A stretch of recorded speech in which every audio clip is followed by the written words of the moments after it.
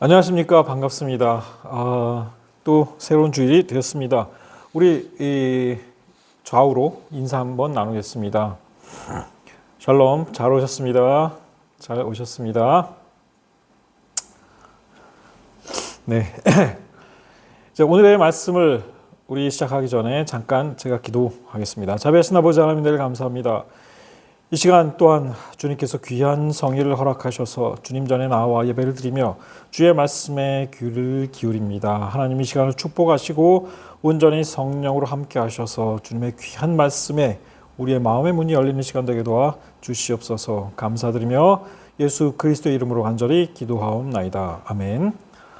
자, 오늘의 말씀을 여러분과 이제 함께 나누고자 하는데, 오늘은 이제 사실 부활절 얼마 남지 않았습니다. 부활절 전까지는 예수 그리스도께서 이제 고난 당하시고, 물론 이제 종려주일이 다가올 것이고, 그 다음에 고난 당하시고 이제 십자가에 처형 당하신 그 날이 이제 다가옵니다. 오늘은 그래서 이제 오늘 여러분과 준비한 말씀은 유대 지도자들이 왜 예수 그리스도를 죽이고자 했느냐, 성경의 기록을 기반으로 이제 그 말씀을 드리고 세 가지 이유를 찾을 수 있습니다. 그런데 이들이 죽이고 싶어 했던, 예수 그리스도를 없애고 싶어 했던 세 가지 이유 말고 실제 예수 그리스도께서 어떤 죄목으로 십자가형을 받으시게 되었느냐, 이것에 관하여 여러분들과 말씀을 나누고자 합니다.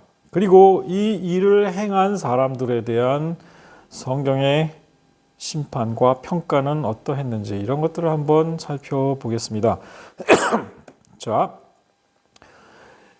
결국은 예수 그리스도를 죽음으로 십자가 처형으로 물론 다 하나님의 뜻 가운데 있었던 것이고 그것을 통하여 이제 하나님의 뜻이 이루어진 것입니다만은, 이들이 실질적으로 예수 그리스도를 이제 그 십자가형 받게 하고 죽이고자 했던 첫 번째 이유는 안식일에 관한 문제였다 하는 겁니다. 예수 그리스도께서 안식일에 일을 하실 뿐 아니라, 근데 여기에서 우리가 조심해야 할 것이 하나 있습니다. 구약의 율법 10계명에 따르면 안식일을 거룩하게 지키고 일을 하지 말라. 누구나 다 이제 그 쉼을, 심지어는 그 가축들까지도 이제 쉬어라 하나님께서 명령하셨어요. 그런데 문제는 뭐냐면 안식일에 하지 말아야 할 그 일이 무엇인가 하는 겁니다. 그 노동이 무엇인가 하는 것입니다.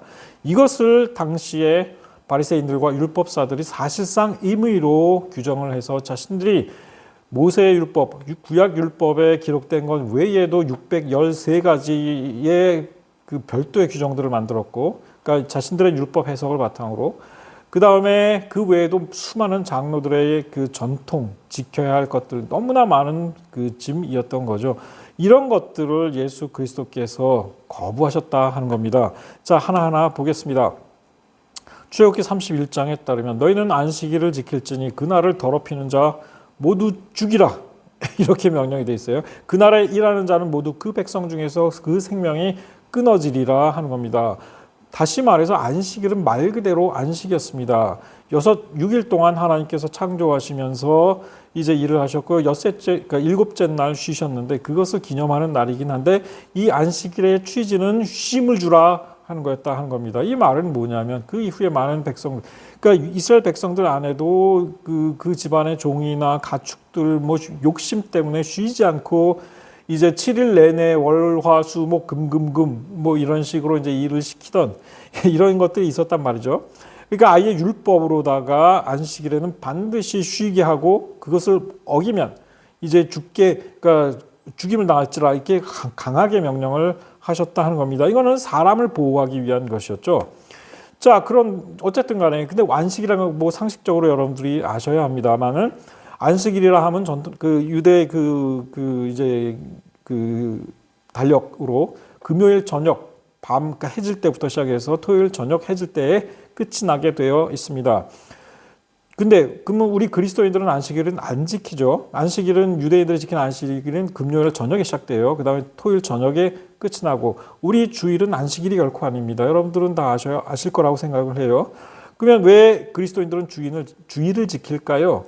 예수 그리스도께서 부활하신 바로 그 날이 안식 후 첫날 새벽이 됩니다. 안식일이 끝나는 것이 토요일 저녁이니까 그 다음 날 안식일 후에 이 첫날 새벽이기 때문에 그게 바로 주일이 됩니다. 일요일이 되는 거죠. 그래서 사실은 주일은 그리스도의 부활하신 것을 기념하는 날로 모인 겁니다. 구약 율법에서 안식일 준수의 의미는 하나님의 6일 창조와 7일째 쉬신 것을 기념하고 노동하는 모든 사람과 짐승까지 쉼을 주도록 하는 것이 핵심 취지였다라는 것을 여러분들에게 말씀을 드렸습니다. 중요한 것은 7일 동안 반드시 하루는 쉬라는 그 명령이었다 하는 겁니다. 그 쉼이 사실 꼭 금요일에서 토요일이어야 할 이유는 없는 거예요. 이 7일 가운데 6일은 노동을 하고 하루를 쉰다라는 것, 그게 진정한 안식일의 취지였습니다. 뭐 안식교나 이제 다른 어떤 그 사람들이 뭐 주일이 원래는 로마의 태양절이었다, 뭐 이렇게 이제 그 시비를 거는 사람들이 있어요. 근데 그게 so what? 그렇게 겹친 것뿐입니다. 그리스도인들 중에 누가 주일에 태양신을 섬기는 그런 사람이 있나요? 아무런 의미가 없는 겁니다. 자, 그 전에 제가 그 이스라엘에 있을 때 이제 간지 얼마 안 됐을 때예요. 그러니까 안식일이 막 시작되었습니다. 그 무렵에 종교인 마을을 통과하고 있었습니다. 그런데 종교인 복장, 그러니까 뭐 모자 쓰고 머리를 이렇게 기르고 뭐 이제 시커먼 이제 옷을 입은 두 종교인 청년이 제게 와가지고 자기를 좀 도와달래요. 자기들을. 그래가지고 이게 무슨 소리냐, 이제 뭘 도와달라 하는 건가 그랬더니 자기 집에 와서, 그러니까 안식일이 이미 시작되었는데 자기 집에 불이 켜져 있다는 거예요. 근데 밤에 자려면 불을 꺼야 되는데 이미 안식일이 시작돼서 자기들은 이 버튼을 누르면 안 된대요. 그게 일이기 때문에 안식일날 일을 하면 안 되는데 요 버튼, 그 전등을 끄는 요 버튼을 누르면 일이 되기 때문에 자기들은 안 되고 나는 이방인이니까 괜찮지 않냐. 그래서 와서 그걸 좀 꺼달라는 겁니다. 근데 야, 좀 기분이 약간 좀 이게 별로 기분이 안 좋더라고요. 근데 가만 생각해 보니까 요 종교인 요것들이 어떻게 살고 있는지 궁금하기도 하고 그래가지고 알겠다. 그래서 이제 내가 갔습니다. 그래서 봤더니 이제 조그만 방에 둘이서 이제 아마 그 예시바라고 거기서 이제 공부하는 그 학생들 같아요. 그러니까 종교인 학생들인데 그래서 어떤 버튼을 좀 눌러달라고 봤더니 벽에 붙어 있는 일반 그 등을 이제 끄는 버튼이더라고요. 그래서 그걸 꺼줬습니다. 그러니까 둘이서 이제 같이 자취하는 그런 상황들이 나 그냥 방금 고맙다고 하면서 웃으면서 이제 가시라고 그래서 나왔습니다만은 아니 도대체 그러니까 이게 일인가 안식일날 하나님께서 금지하시는 일이 바로 이런 걸까? 굉장히 의아스러웠다 하는 겁니다. 어느 날 예수 그리스도와 제자들이 안식일 날에 밀밭 사이로 가실 때였습니다. 제자들이 시장에 하니까 그 밀밭 사이에서 이삭을 잘라서 그것을 비벼가지고 그냥 그 생채로 먹었어요. 그러니까 날곡식을 먹은 거죠. 근데 바리새인들이 이걸 보고 예수께 항의를 한 겁니다. 당신의 제자들이 왜 안식일 날 해서는 안 될 일을 합니까? 안식일 날 하지 못할 일을 합니다. 아주 엄중하게 따진 겁니다. 이것도 일이다 이겁니다. 이 사람들의 율법 해석에 따르면 이것도 안식일 날 일한 거다 이거예요. 이게 비벼가지고 먹는 거 괜찮은데 비벼가지고 나다를 만든 거, 이건 일이다 이거예요. 이때 예수께서 뭐라고 하셨나요? 다윗이 자기와 그 함께 한 자들이 시장할 때 한 일 읽지 못하였느냐? 그들이 하나님의 전에 들어가 제사장 외에는 먹어서는 안 되는 진설명을 먹었다. 그리고 안식일에 제사장들이 성전 안에서 안식을 범하여도 죄가 없다라는 사실을 너희들은 알지 못하는가? 이런 말씀을 하세요. 그러면서 또 중요한 얘기를 하십니다. 여기에 성전보다 더 큰 이가 있다. 여기서 성전보다 더 큰 이는 누구입니까? 바로 예수 그리스도다 하는 겁니다. 내가 성전보다 더 큰 이이고 나와 함께 있는 이들이 안식일날 나다를 먹은 것이 율법을 어기는 것이냐? 아니다라는 말씀이었다 하는 겁니다. 여기서 나오는 이 다윗과 그의 부하들 이야기는 이겁니다. 다윗이 사울 왕에게 쫓길 때에 노비라는 마을 성읍에 있는 하나님의 전이 하나 있었습니다. 솔로몬 성전 있기 전 얘기예요. 거기에 제사장이 아히멜렉이라는 사람이었습니다. 이 사람이 다윗을 그쪽으로 피했어요. 근데 다들 굶주렸습니다. 그러니까 다윗이 이 아히멜렉 제사장에게 먹을 걸 좀 달라고 부탁을 했습니다. 근데 이 제사장이 내가 보통 떡은 내가 가지고 있지 않지만 하나님 전에 진설해 놓았던 거룩한 떡은 있었다. 그러니까 특히 이제 뜨거운 그 따끈한 그 떡을 이제 진설하는 그 날에 거기다가 이제 진설해 놓고 이제 식어 가지고 다시 이렇게 빼낸, 그래서 남은 그 떡이 있다. 그걸 주겠다라고 해서 그 떡을 먹게 됩니다. 근데 이제 그 주기 전에 야 너의 부하들, 여기서 소년들이라는 건 그의 부하들을 뜻합니다. 너의 그 부하들이 그릇이 성결하겠냐? 그 물어요. 그러니까 그릇이 성결하냐? 그러니까 여기서 물었습니다. 보통 그 소년들이 여자를 가까이만 하지 아니하였으면 주겠다. 그러니까 그 여자들이, 그러니까 그 너희 네 부하들이 지난 3일 동안, 너희도 3일 동안 도망쳐 왔는데 이제 그 사이에 그 여자들 가까이 했으면 이거 먹으면 안 된다 이거예요. 근데 가까이 안 했으면 먹어도 괜찮다 이런 얘기입니다. 그랬더니 다윗의 대답이 걸작입니다. 우리가 참으로 3일 동안이나 여자를 같이 가까이 하지 아니했습니다. 그러니까 여기 뭐 소년들이라고 돼 있지만 부하들은 이제 사실 유부남들이 대부분이었습니다. 나중에 뭐 보면 사실 유부남들이. 근데 내가 떠난 길이 보통 여행이라도 이 부하들, 소년들의 그릇이 성결하겠거든. 여기서 그릇이라는 말이 표현이 나오는데 이게 히브리어로 클리예요. 그러니까 클리는 근데 무슨 뜻이냐면 그릇이라는 뜻 외에도 도구라는 뜻이 있습니다. 도구라는 뜻. 여러분들이 이게 무슨 뜻인지 짐작하실 거라고 생각을 합니다. 소년들의 그릇이 성결하겠거든. 하물며 오늘같이 쫓겨다니는 3일 동안에 그들의 그릇이 성결하지 아니하겠나이까. 여자 가까이 안 했습니다. 이렇게 얘기를 합니다. 제사장이 그 거룩한 떡을 주었고 그것을 거기서 먹었다 하는 겁니다. 예수께서 말씀하신 부분이 바로 이 부분입니다. 급할 때 3일을 굶은 사람들에게 그 진설병, 그거를 왜 먹는 것이 죄가 되겠는가 하는 겁니다. 그러면서 하신 말씀이 이겁니다. 나는 자비를 원하고 제사를 원하지 아니하노라. 하나님께 그 진설병이 무슨 의미가 있단 말입니까? 그때 굶주린 자들에게 자비를 베풀어 그것을 먹여주는 것이 하나님의 뜻이다 하는 겁니다. 너희가 그걸 알았더라면 무죄한 자를 정죄하지 아니했을 것이다. 인자는 안식일의 주인이라. 이렇게 선언을 해 버리셨죠. 인자는 안식일의 주인이라. 자, 이 안식일 문제로 바리새인과 율법사들은 사사건건 예수 그리스도와 부닥칩니다. 어느 날 회당에 들어가셨습니다. 한쪽 손 마른 사람이 있었습니다. 사람들이 예수를 고발할 목적으로 보나마나 또 안식일 날인데 이제 병 고치는 이제 병을 고쳐 주시면 이 또 걸린다 이거예요. 그러니까 이제 고발할 목적으로 안식일에 병을 고치는 것이 옳습니까? 이렇게 도발적인 질문을 걸어왔죠. 예수께서 예를 드십니다. 그래? 답변을 주겠다 이겁니다. 너희 가운데 어떤 사람이 양 한 마리가 있다 치자. 안식일 날 그 양이 구덩이에 빠졌으면 그냥 죽게 내버려 둘까? 끌어낼까? 자, 그러면 사람이 어려움에 처했다면 이 사람을 안식일 날 구하는 것이 옳으냐 그르냐 이걸 묻습니다. 양보다 사람이 얼마나 귀한가? 그러므로 안식일에 선을 행하는 것은 옳다라고 말씀하십니다.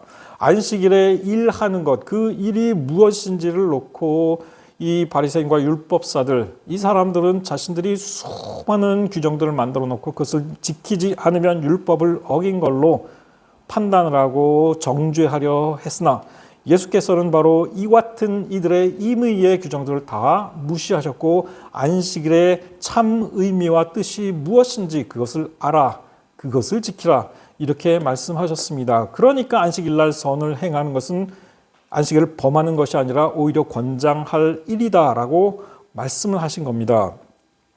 자, 그리고 나서 예수께서 하신 행동, 보란 듯이 그 사람, 이 손 마른 사람에게 명하시기를 손을 내밀라. 그가 내밀매 다른 손과 같이 회복되어 성하여졌다라고 성경은 기록합니다. 이때 바리새인들은 나가서 어떻게 하면 예수를 죽일까 의논했다라고 마태복음 12장은 기록하고 있습니다. 같은 사건에 대해서 마가복음은 이렇게 기록합니다. 한쪽 손 마른 사람 고쳐주셨습니다. 사람들이 예수를 고발할 목적으로 안식일에 그 사람을 고치시는지 주시하고 있었습니다. 그런데 예수께서 그걸 이미 다 알고 계셨어요. 한가운데 일어서라 해놓고 안식일에 선을 행하는 것과 악을 행하는 것, 생명을 구하는 것과 죽이는 것 어느 것이 옳은가 되레 물어보셨습니다. 아무도 답을 못했죠. 이때 예수께서 말씀하시기를 그들의 마음의 완악함을 탄식하사 노하심으로 그들을 둘러보시고 내 손을 내밀라 환자에게 말씀하신 다음에 이제 내밀매 그 손이 회복되었습니다. 바리새인들이 나가서 헤롯 땅과 함께, 헤롯 땅은 종교인들도 아니에요. 완전 그 친 헤롯 그런 사람들, 그러니까 돈을 주고 이 사람들을 자기 당을 만들어 가지고 정치적 기반으로 이제 그 헤롯 지지자들이에요. 이 사람들과 함께 어떻게 예수를 죽일까 의논했다 하는 겁니다. 자, 이때에 예수께서 하신 말씀입니다. 중요한 말씀이죠. 안식일은 사람을 위하여 있는 것이다. 사람이 안식을 위하여 존재하는 것이 아니다라고 분명하게 말씀하십니다. 이것이 안식일 준수의 가장 기본적이고 핵심 원칙입니다.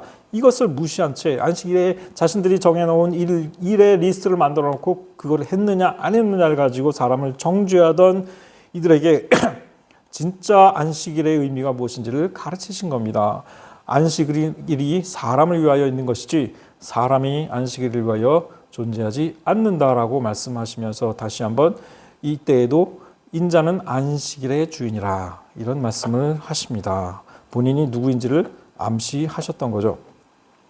자, 베데스다 연못은 자연 연못이 아니고 그러니까 일종의 거대한 물 저장소였어요. 큰 물 저장소였습니다. 그런데 그때 이제 그 사람들이 그 주기적으로 이 물이 이제 그 차오를 때에 천사가 내려와가지고 그때 제일 먼저 들어간 사람은 질병이 치유된다. 이제 이런 그런 어떤 속설들이 있었습니다. 그래서 환자들이 거기에 늘 장사진을 치고 있었는데 한 38년 된 병자가 이제 잘 걷지도 못한 사람이에요. 근데 거기 늘 있었지만 제일 먼저 할 수가 없으니까 38년의 된 병을 고치질 못했습니다. 근데 예수께서 그를 발견하셨습니다.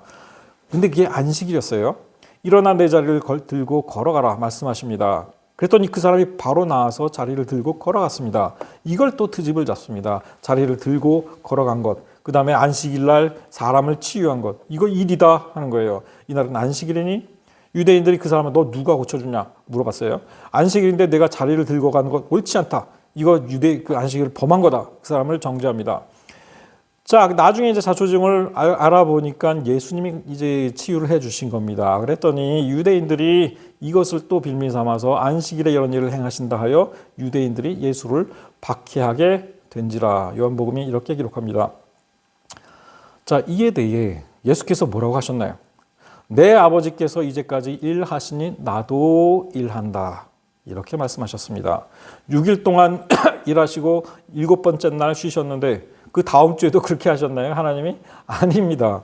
절대 아닙니다.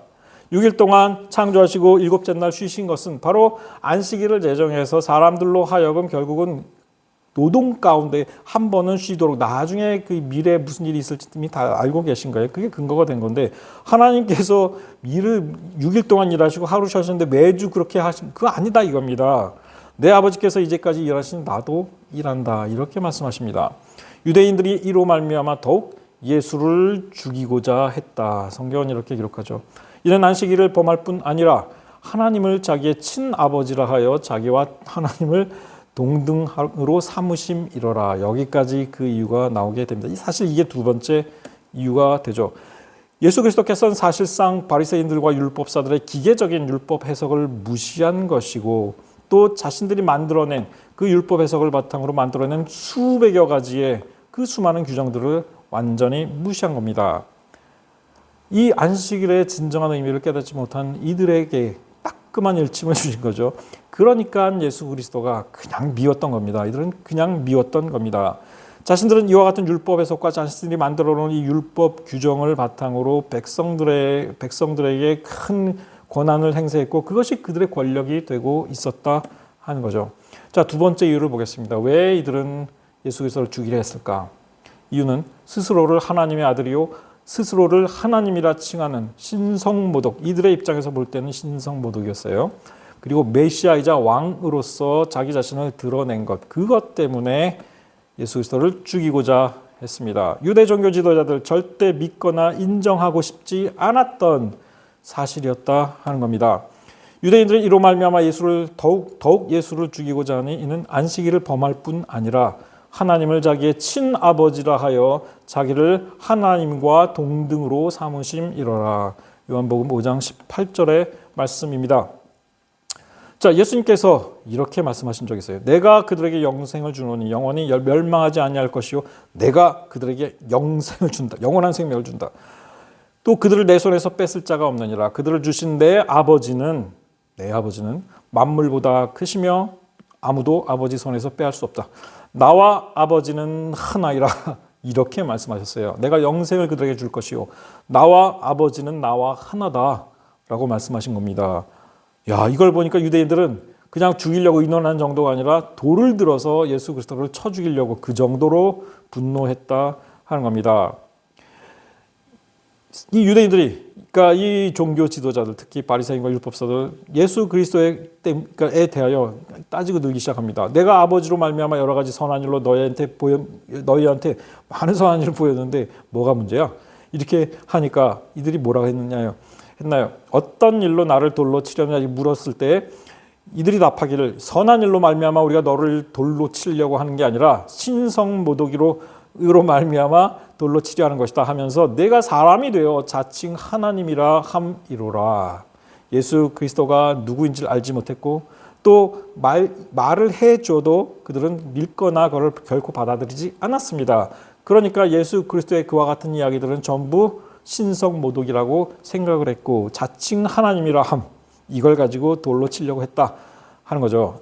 자, 중풍병자를 고치셨을 때 그때 바리새인과 율법사들이 앉아 있었습니다. 갈릴리와 유대와 예루살렘에 다 모여들었어요. 이들이 앉아 있는 그 자리에서 이제 예수님께서 중풍병자를 고치시게 되는데 어떻게 된 거냐? 이 사람들이 사람이 너무 많으니까 이 중풍병자를 들것에다가 이제 메고 와가지고 침상째 메고 와가지고 지붕에 올라와서 기와를 벗긴 다음에 위에서 예수님 앞에 달아 내린 겁니다. 자, 근데 예수님 보시기, 야, 이 정도면 이들의 믿음은 대단하다 인정하신 거예요. 그들의 믿음을 보시고 이 사람아, 내 죄 사함을 받았느니라 이렇게 말씀을 해 주십니다. 죄 사함을 일부러 이렇게 말씀하신 겁니다. 보통은 내 믿음이 너를 구원하였다 뭐 이런 식으로 말씀하시거나 보통 그래요. 근데 그날은 서기관과 바리새인들 각처에서 몰려온 서기관과 바리새인들이 눈을 부릅뜨고 지켜보고 있었습니다. 그걸 다 알고 계셨죠. 그러면서 일부러 내 죄 사함을 받았느니라 이렇게 말씀하신 겁니다. 당장 이들은 뭐라고 생각했습니까? 이 신성 모독하는 자가 누구냐? 오직 하나님 외에 누가 능히 죄를 사하겠는가? 일부러 이들에게 자신이 죄를 사해 줄 능력과 권세가 있는 이심을 밝힌 겁니다. 당연히 이들은 하나님 외에 누가 능히 죄를 사하겠는가 하면서 발끈했던 거죠. 일부러 죄 사함의 권세를 보이신 겁니다. 말씀하시기를 이들에게 내 죄 사함을 받았느니라 하는 말과 일어나 걸어가라 하는 말 어떤 게 더 쉽겠는가? 당연히 일어나 걸어가라 이 말이 더 쉽죠. 그러나 인자는 내가 땅에서 죄를 사하는 권세가 있는 줄을 너희로 알게 하리라 하시고 중풍병자에게 말씀하시되 일어나 내 침상을 가지고 집으로 가라 하시매 그가 일어나 가게 됩니다. 그 전에 이미 내 죄 사함을 받았다라고 말씀을 하셨죠.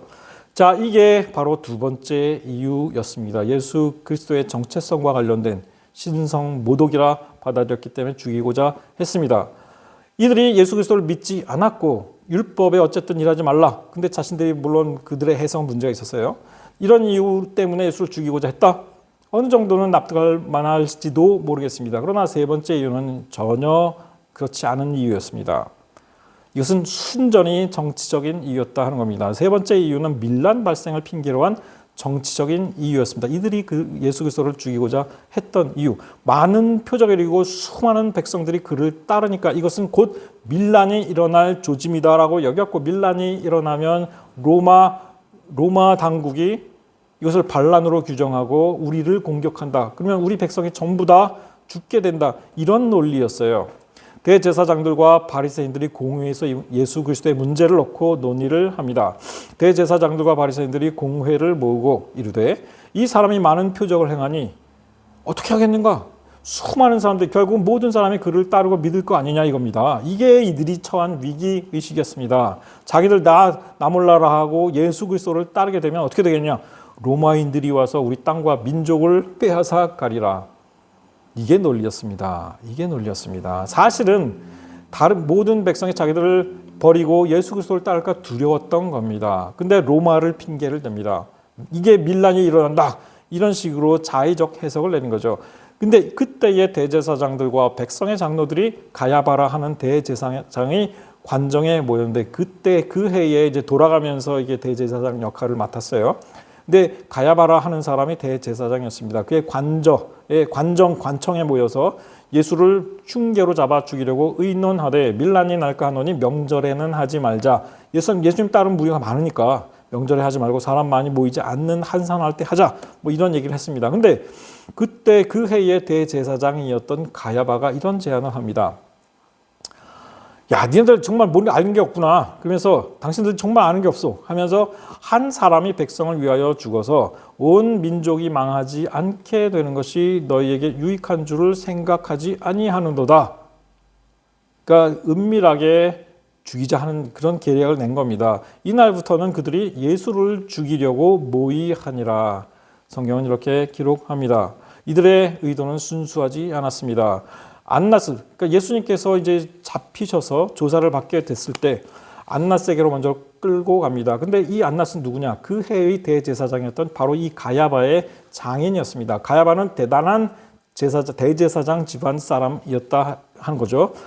유대인들에게 한 사람이 백성을 위하여 죽는 것이 유익하다고 권고하던 자로라. 그러니까 여기서 이유는 안식일이고 뭐 친성모독이 다 이게 아니에요. 백성이 다 그를 따르니까, 그런데 밀란이 날 거고 로마 군단이 와서 우리를 공격할 거니까 이 한 사람을 죽여서 우리 민족을 살리자, 이런 논리예요. 여기에는 무슨 종교적인 논리가 하나도 없습니다. 그저 정치적인 이유뿐이었습니다. 가야바. 자, 가야바의 이름이 담긴 가야바의 아들 요셉이라는 이름이 적혀 있는 유골함이 신약 시대, 바로 이 시대에 유대인 그 가족 묘에서 발견된 적이 있었습니다. 1990년 11월의 일입니다. 예루살렘 남부의 한 동굴 가족묘 안에서 다른 11개의 유골함들과, 이때는 이 사람들이 이 그 시신을 이제 2차 매장, 소위 말하는 2차 매장을 했어요. 사람 다 썩은 다음에 뼈를 추려 가지고 이런 상자에 담아 가지고 가족 그 납골 땅 그런 이제 납골묘에다가 안치를 한 거죠. 거기에 이런 이름이 적혀 있었습니다. 요셉 바르 카이파. 바르는 아람어 방언식으로 뺀 아들이란 뜻이에요. 그러니까 카이파는 케아파, 가야바입니다. 가야바의 아들 요셉이라는 이름이 적혀 있었습니다. 바로 요 유골함입니다. 굉장히 아름다운 문양이 새겨져 있고 누가 봐도 이거는 굉장히 고급스러운 유골함이에요. 그리고 그 왼쪽에 여러분들 보시면 바로 여기에 글이 새겨져 있어요. 네.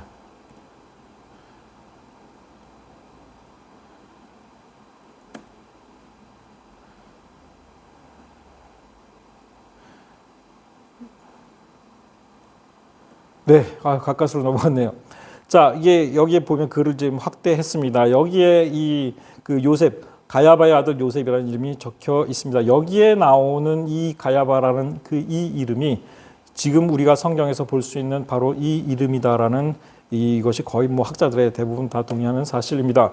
이 유골함 안에 60세가량의 노인 유골이 있었고, 이 동굴 묘지 가야바 집안의 묘지인 것으로 일반적으로 보고 있습니다. 예루살렘 이스라엘 국립박물관에 소장되어 있습니다. 자, 어쨌든 밀란은 핑계이고 이들은 예수 그리스도로 인하여 유대 백성들이 에 대한 자신들의 권력과 기득권이 상실될 것을 우려하고 있었다 하는 겁니다. 도스토옙스키의 가라마조프가의 형제들 가운데 이런 일화가 나옵니다. 거기에 이제 그 가라마조프, 그 아버지 가라마조프의 아들, 그러니까 일종의 뭐랄까요, 좀 불륜이라고 해도 되나, 하여간 그런 좀 다른 잘못된 이제 관계에서 얻은 아들들인데 스메르자코프라는 인물이 나옵니다. 이 친구가 얘기를 하는 한 가지 이야기를 합니다. 어느 마을에, 그러니까 예수님께서 찾아오셨어요. 러시아예요. 근데 그 마을에 찾아오셔서 막 병든 자를 치유하고 큰 기적을 일으키고 이 마을 사람들에게 말씀을 가르치고 큰 능력을 하니까 베푸니까 마을 사람들이 다 그 예수님을 따르게 됩니다. 그랬더니 제일 마음이 불편했던 사람이 누구였냐면 그 마을의 성당의 주임 신부였다 하는 겁니다. 이 주임 신부가 가만히 보니까 안 되겠다 싶어서 관청에 예수님을 고발합니다. 여기에 백성들을 선동하고 잘못된 길로 이끌고 있는 이 이방 사람이 하나 있는데 이 사람 고발했어요. 관청에서 예수님을 조사해가지고 감옥에 집어넣습니다. 그런데 감옥에 갇혀 있는 동안 어느 날 이 주임 신부가 예수님을 은밀하게 찾아옵니다. 자, 은밀하게 찾아온 이 주임 신부에게 예수님께서 내가 바로 예수 그리스도다라고 이야기를 하십니다. 그랬더니 주임 신부가 하는 말이 네, 알고 있습니다. 하지만 내가 하고 있는 일을 방해하지 말아 주십시오. 이렇게 말을 하더라 하는 겁니다. 바리새인과 율법사 서기관들 사실 같은 마음을 품고 있었습니다. 자, 그렇다면 예수 그리스도의 십자가 처형의 빌미가 된 진짜 죄목은 뭐였을까요? 이거는 앞서 이야기한 것과 다 달라요. 진짜 이들이 예수 그리스도를 얽어서 죽게 만든 진짜 죄목은 유대의 왕이 되려 함으로써 로마 황제에게 반역을 시도했다라는 그와 같은 반란죄였습니다. 산헤드린 공회의 종교 지도자들이 다 모였습니다. 제사장들, 바리새인들, 율법사들 다 모였습니다. 문제는 뭐냐면 이들에게 사형 선고와 집행권이 없었다 하는 것입니다. 이와 같은 권리는 사형 판결과 집행권은 오직 총독 빌라도에게만 있었습니다. 자, 이들의 문제는 로마법으로는 예수 그리스도를 위와 같은 안식일 규정이나 신성 모독이나 무슨 그 반란 잠재적인 반란 위험죄 이런 걸로 도저히 잡을 수가 없는 거예요. 그러니까 이들이 나중에 이제 고발했는데 빌라도가 그래서 이런 얘기를 합니다. 아무리 봐도 이 사람은 무슨 반란 이거 아닌 것 같다. 그러니까 너희가 그를 데려다가 너희 법대로 재판하라. 나는 모른다. 이렇게 얘기한 거예요. 유대인들이 이때 뭐라고 합니까? 우리에게는 사람을 죽이는 권한이 없습니다. 당신이 집행해 주셔야 합니다. 이렇게 집요하게 이야기를 하면서 예수 그리스도가 로마 황제에 대한 반역죄, 즉 왕이 되려고 했다라고 주장을 합니다. 종교 지도자들의 이 고발로 결국 예수 그리스도를 이제 다시 빌라도가 신문하게 되었죠. 묻습니다. 빌라도가 묻습니다. 내가 유대인의 왕이냐? 이때 예수 그리스도가 뭐라고 답하셨을까요? 이거는 내가 스스로 하는 말인가? 아니면 다른 사람들이 나에 대하여 너한테 그렇게 얘기했는가? 이걸 물으셔요. 여기서 다른 사람들 누굴까요? 당연히 유대의 종교 지도자들입니다. 빌라도, 야, 내가 유대인인가? 내 나라 사람과 대제사장들이 너를 내게 남겼는데 내가 무슨 일을 도대체 한 것이냐? 이렇게 묻습니다. 예수 그리스도께서 이렇게 말씀하십니다. 내 나라는 이 세상에 속한 것이 아니다. 나 왕 맞다 이겁니다. 하지만 내 나라는 이 세상에 있는 나라가 아니다 하는 겁니다. 내가 만일 이 세상에 속한 내 나라가 이 세상에 속했더라면 이미 나의 종들이 싸워서 나로 유대인들에게 넘겨지지 않게 했을 것이다. 이제 내 나라는 여기에 속한 것이 아니다 하는 겁니다. 하늘에 속한 나라다 하는 의미였죠. 그랬더니 그럼 단도직입적으로 묻는다 이거예요. 내가 왕이냐? 빌라도. 예수 그리스도 뭐라 하십니까? 맞다. 나는 왕이다라고 말씀을 하십니다. 내가 이를 위해 태어났고 이를 위해 세상에 왔고 진리에 대하여 증언하러 왔노라. 이렇게 말씀하십니다. 진리에 속한 자 내 음성을 알아들을 것이다 라고 말씀하셨죠. 빌라도 묻습니다. 진리가 도대체 무엇인가? 묻고 대화는 여기서 끝이 납니다. 그 다음에 나가서 유대인들에게 뭐라고 했습니까? 나는 그에게서 아무 죄도 찾지 못했다. 이겁니다. 왕이라고 얘기하지만 그가 말하는 바 왕이라 함은 하늘에 속한 왕이라 하지 않는가 하는 겁니다. 이게 무슨 로마 황제에 대한 반란이냐? 이제 이 얘기예요. 자, 여러분들 종려주일 이제 다음 주가 되면은 종려주일이 되겠죠. 이 종려주일 그런데 예수님께서 굉장히 중요한 이 종려주일이 여러분들이 그 의미를 잘 생각하셔야 합니다. 종려주일이 왜 중요한가? 왜 예수 그리스도의 입성 시에 보이셨던 그 모습이 중요한가를 보셔야 한다 하는 겁니다. 예루살렘 해발 700m 육박하는 산지 도시입니다. 언덕과 계곡 굉장히 이래요. 막 말은 좋은 교통수단이 아니었습니다. 오히려 나귀나 노새가 효과적인 이동수단이었죠. 무엇보다 다윗 왕조에서 왕들은 전쟁이 아닌 상황에서는 말 대신에 나귀나 노새를 타고 다녔습니다. 특히 왕자가 왕으로 등극할 때 그랬습니다. 나귀를 타고 예루살렘에 입성한다는 것은 예수 그리스도께서 왕으로 입성하신다는 것을 상징하는 사건이었습니다. 자, 보세요. 다윗이 압살롬의 아들의 반란 때에 쫓겨다니다가 이겼어요. 나중에. 그랬더니 이제 그 무비보셋 사울의 아들입니다. 살아남은 사울의 아들인데 장애인이었어요. 근데 이 사람이 다윗에게 보내는 그 여러 가지 음식들을 두 나귀에 실어 보냅니다. 두 나귀에 실어 보내요. 그랬더니 다윗이 무슨 뜻으로 이걸 가져왔냐 물었어요. 그랬더니 그 무비보셋의 시종이 이렇게 말합니다. 나귀는 왕의 가족들이 타게 하시고 떡과 과일 음식은 청년들 같이 따르고 있는 그 왕의 부하들에게 주십시오. 피곤한 이들에게 맛있게 하십시오. 왕의 가족들, 왕족들은 나귀를 탔다 하는 겁니다. 이게 나귀를 탄다라는 것이 왕족의 상징이었습니다. 사울의 손자 무비보셋, 예루살렘에서 다윗 왕을 맞이하게 될 때에 이제 함께 나오지 못했어요. 근데 이때 그가 뭐라고 얘기합니까? 내 주 왕이여 왕의 종인 나는 다리를 절므로 내 나귀의 안장을 지워 그 위에 타고 왕과 함께 가려 하였더니 내 종이 나를 속였습니다. 뭐 이렇게 얘기를 합니다. 사울 왕의 아들, 그 다음에 왕과 함께 나귀에 타고 함께 오려 했다. 이렇게 얘기를 합니다. 왕과 왕족들은 나귀를 탄 거예요. 사실은 그렇습니다. 자, 솔로몬이 왕위에 오를 때에 무슨 행동을 했나요?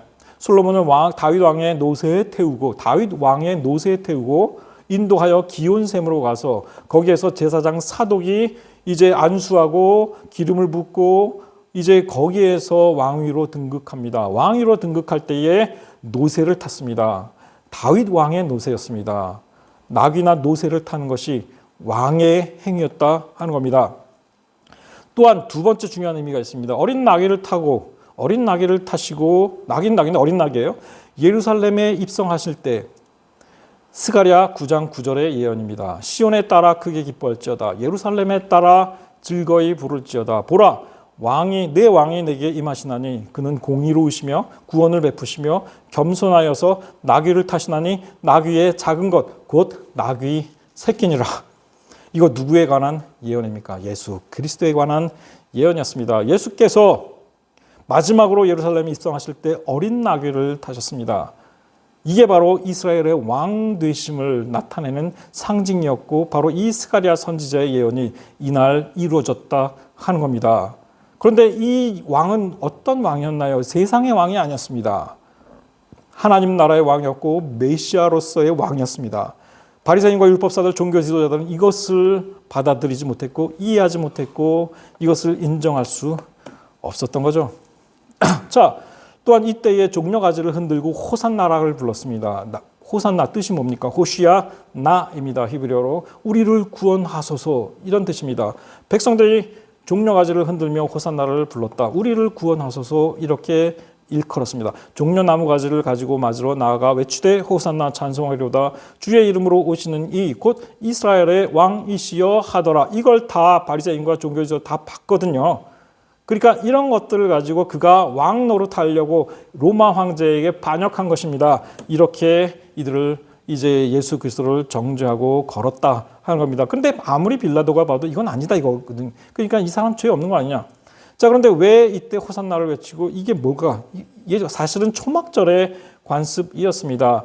이 레위기에 나오는 그 법에 따르면 율법에 따르면 초막절에 이제 이와 같은 네 가지 식물을 흔들어요. 그러니까 지금도 그렇습니다. 이스라엘 가면은 초막절이 되면 종교인들이 와가지고 뭐 이제 종려나무 가지 흔들고 뭐 이제 막 즐거워하고 난리 납니다. 근데 여기에 종려나무 가지도 이제 흔들며 네 가지 중에 하나가 종려 가지입니다. 이래 동안 즐거워하는데 이게 초막절의 관습이었어요. 근데 왜 초막절이 아닌 예수님 그 종려주일 이 무렵은 6월절 명절 기간쯤 돼요. 근데 왜 6월절 무렵에 무리가 나와서 종려가지 흔들면서 예수님을 호산나 외치면서 맞이했을까? 이거는 이 중구약 중간기 헬레니즘 시대로 거슬러 올라갑니다.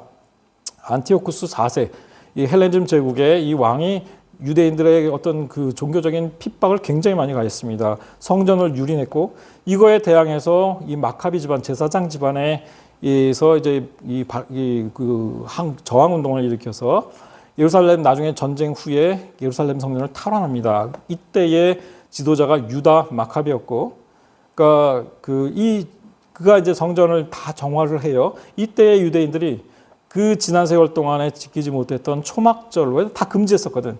그러니까 초막절을 다시 지킬 수 있게 되었음을 상기하면서 8일 동안 종려가지 나무를 초막절처럼 흔들면서 식물들을 가지고 이제 소리 높여 승리를 축하했습니다. 이때부터 이 종려나무 가지 흔들면서 이제 기뻐하고 하는 게 그 승리의 기쁨, 그 다음에 이제 그 왕에 대한 찬사, 그 다음에 이때 당시에 또 이 유다 마카비를 메시아로 생각했던 그런 사람들도 있었고, 뭐 그랬어요.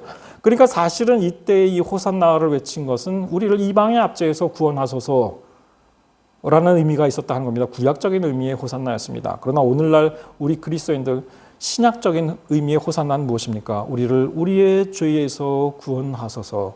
이것이 바로 신약적인 의미의 호산나이다 하는 거죠. 자, 그러나 결국은 이 바리새인과 종교 지도자들 끝내 우격다짐으로 그리고 대중선동으로 예수 그리스도를 반역죄로 엮어 놓습니다. 이러므로 결국은 빌라도가 예수를 놓으려고 힘썼으나 유대인들, 선동된 유대인들 소리 질러서 이 사람을 놓으면 가이사의 충신이 아닙니다. 빌라도 총독, 당신이 이 사람을 놓아주면 로마 황제에게 반역한 그 사람을 놓아주는 것이고 이것은 가이사로의 신하로서 할 일이 아닙니다 라고 주장하는 겁니다. 그러면서 무릇 자기를 왕이라 하는 자를 가이사를 반역하는 그러니까 자를 놓아준다라는 것은 그러니까 이것은 당신이 반역하는 거다, 그러니까 동조하는 거다 이런 얘기예요. 자기를 왕이라 하는 사람은 무조건 가이사를 반역하는 것입니다. 이렇게 주장하니까 빌라도가 겁을 먹어요. 아, 진짜 이것들이 로마 황제한테 직접 가가지고 그렇게 찔러버리면 안 되겠구나 싶은 겁니다. 결국 빌라도 굴복합니다. 유대인을 향하여 봐라, 니네들의 왕이다. 그래, 데려가라. 이런 얘기죠. 내가 너희 왕을 십자가에 못 박으랴? 그랬더니 대제사장들이 대답하되 가이사 외, 시저, 로마 황제 외에는 우리에게 왕이 없나이다. 이게 당시의 유대 종교 지도자들과 바리새인들과 율법사들 그리고 그들의 선동된 무리가 외쳤던 이야기입니다. 구약시대 이래로 이스라엘의 진짜 왕은 하나님이셔요. 하나님이십니다. 그런데 이 사람들 지금 뭐라고 외치고 있습니까? 우리는 무조건 가이사에게만 충성합니다. 그 외에는 우리의 왕이 없습니다. 이렇게 종교 지도자들이 외치고 있습니다. 자신들의 기득권 지키기 위해서, 자신들의 권력을 유지하기 위해서 하나님도 팔아넘긴 것입니다. 이에 빌라도는 예수를 십자가에 못 박도록 그들에게 넘겨주었다. 성경은 이렇게 기록합니다. 결론입니다. 용서받지 못할 자. 무슨 영화 제목도 있어요. Unforgiven, The Unforgiven 영화 제목도 하나 있었어요. 하나님의 말씀과 참 뜻을 행함보다 자신들의 이해관계와 기득권을 더 중요하게 생각하고 결국은 하나님의 뜻을 왜곡하여 백성들을 잘못된 길로 이끌었던 당시의 종교 지도자들, 바리새인과 율법사들을 가리켜 예수님께서 하신 말씀을 들어보시기 바랍니다.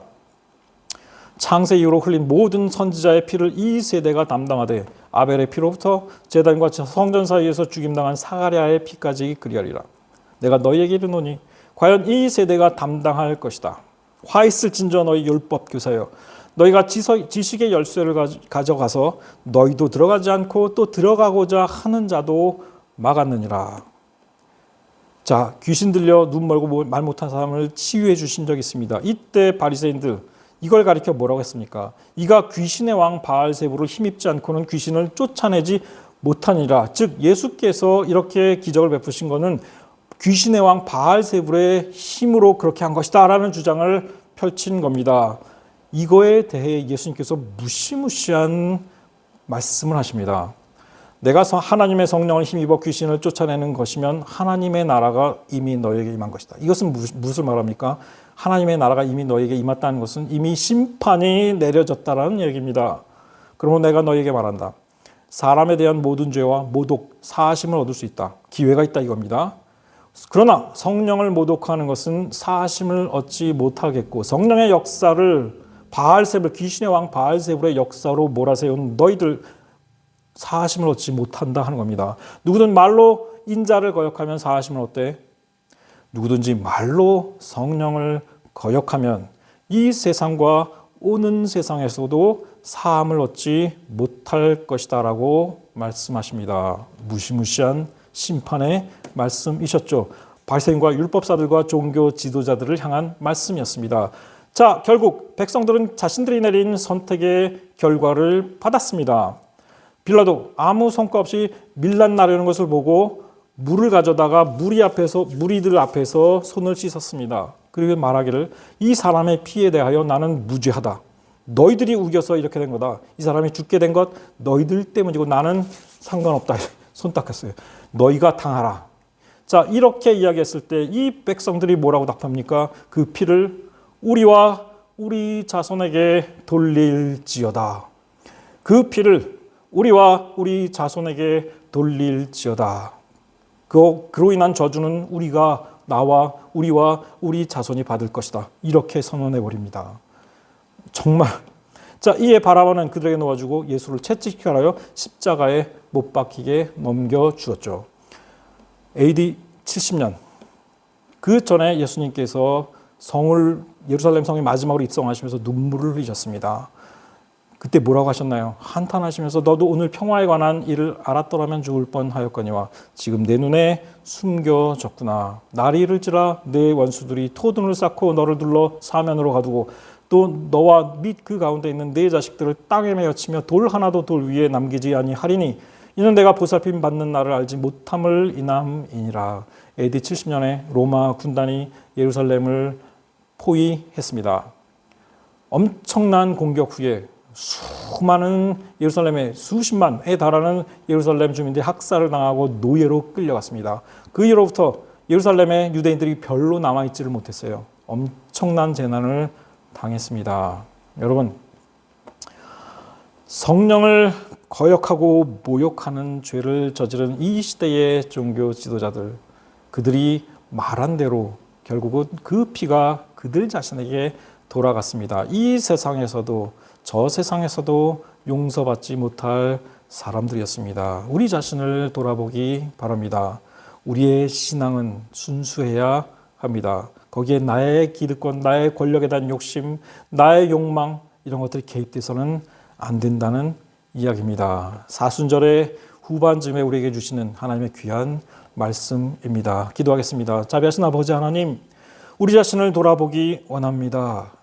그리스도께서 왜 십자가를 지셔야 했는지, 그 죄의 원인이 어디에 있는지, 우리 자신은 정말 진심으로 순수한 마음으로 주님을 따르고 있는지 돌아보게 도와주시옵소서. 예수 그리스도 이름으로 간절히 기도하옵나이다. 아멘.